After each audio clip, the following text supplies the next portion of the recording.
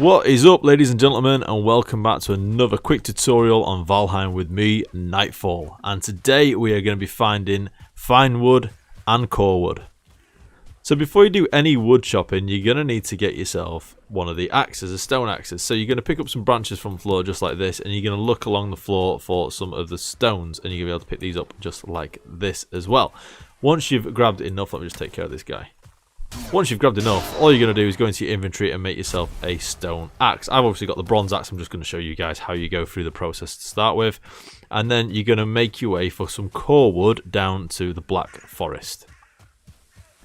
So for anyone who hasn't been in the Black Forest or found the Black Forest, once you go onto your map, the top right hand corner is going to show you roughly your position, so you can't see it when I move up, but you're going to spawn normally within the meadows, and then quite close by you're going to find yourself some Black Forest. You're also going to know it when you go towards it, because instead of having these nice bushy trees, you're going to get some more fir shaped trees and more pine shaped trees, and it's actually the pine trees that we're going to need to go to. So you can make sure you got the right tree just by mousing over it, and you're going to see it says pine. You can see the difference as well. The fir trees tend to grow the leaves and the foliage a little bit lower, whereas the pine trees tend to be a lot higher. And all you're going to do, give it a few swings with your axe, it's going to collapse like any other tree. Just be a bit careful with the pine ones. You'll find that they do tend to flick up from the bottom of them a little bit more and do tend to damage you. So you could find yourself getting hurt by them or even killed sometimes by it. But once you've felled the tree, keep chopping out the log. The log's going to split into two like it always does with a standard tree. You chop down the smaller logs just like you would do again with a standard tree, and you'll notice I've just picked up some core wood. So you're going to have a little bit of core wood, and you're going to end up getting more normal wood than you would do core wood. It's just one of the things of the game where for some reason when you chop down something that is just core wood, it gives you standard wood as well. Not a massive issue. This is what's going to help you in the future when you want to build some nice, more structural stuff. So you're going to have things like your long poles, your shorter poles, and your poles going across as well. And you're also going to need it for some of your furniture items as well. Now to get fine wood, it's a little bit more difficult, a little bit more of a process. You can't do fine wood while you've got a stone or a flint pick. You are going to need to get a bronze one. So in order to get bronze, you should follow my video tutorial on how to find tin and how to find copper. You can then convert that over into bronze, and then once you've got yourself a bronze axe, you need to head back into the normal meadows. So I found normally when you look into a big piece of tree like this, big bit of forest like this, you're looking for the white ones. So this one here, for instance, the birch. What you'll find is, let me just show you a comparison. If you were to hit it with a normal one, it'll tell you it's too hard. You probably found that a few times. You can't do it with a flint either. As soon as you put on the copper, you're going to start chopping through it. And what you'll notice is, with your copper as well, it does tend to cut a lot faster. A hell of a lot faster. Uses less stamina, cuts a lot faster.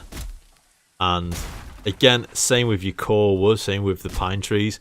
You're going to get a certain amount of fine, but a lot more normal wood. So there I've just got 12 fine wood from that one tree. So it isn't too bad to be fair, but you'll notice that they're a lot less about. There's a lot more sparse. So if you can do, pick up the acorns that it drops, pick up the seeds that it drops, and get those planted as well, just around your base. So then you've got like a bit more of an infinite supply of your fine wood. So one of the main reasons that you're going to want to get yourself some fine wood is for the decoration purposes. So in your fine wood, you're going to be able to then build stuff like your dragon ornament, and also you're going to be able to build things like your tables and your chairs and your stools, and just some nicer stuff, even down to your item stands. Your item stands are going to be what you can do to place your trophies that you get. So you can put some boar skulls around your base, or some skeleton skulls, all that sort of stuff. For me, the biggest reason I wanted fine wood was because of the fine wood bow, because it looks absolutely dope and it's really, really good. It shoots a lot better. There's less arrow drop, and there's also a lot more damage you get with it. And once you've upgraded it to like a tier 3 or tier 4, if you sneak attack a troll, you're going to knock it down by about a quarter of its health in one shot. So you can see the difference versus a normal sort of bow where you're going to be shooting arrows for days at a troll. This is going to do your work much better. And just in terms of the way that the arrows fly, you can see they're a lot straighter for a lot further distance as well. It's a massive upgrade, especially when you're out hunting and you're trying to find those deer skins and you're trying to kill them trolls. But that is it for today's real quick tutorial, guys. I really hope you found it useful, and I hope it helps you in your adventures around Valheim. There is still ancient wood, which we're going to do a little bit further on as part of another quick progress video. But for nowsies, if you do like the content, don't forget to like, comment and subscribe. And if you want to see the Let's Play, where we've been doing some bits and pieces in our village, and we've been doing some adventures on the boats and stuff as a multiplayer server, then don't forget to check out my Let's Play series. But for now, we'll see you next time. Peace!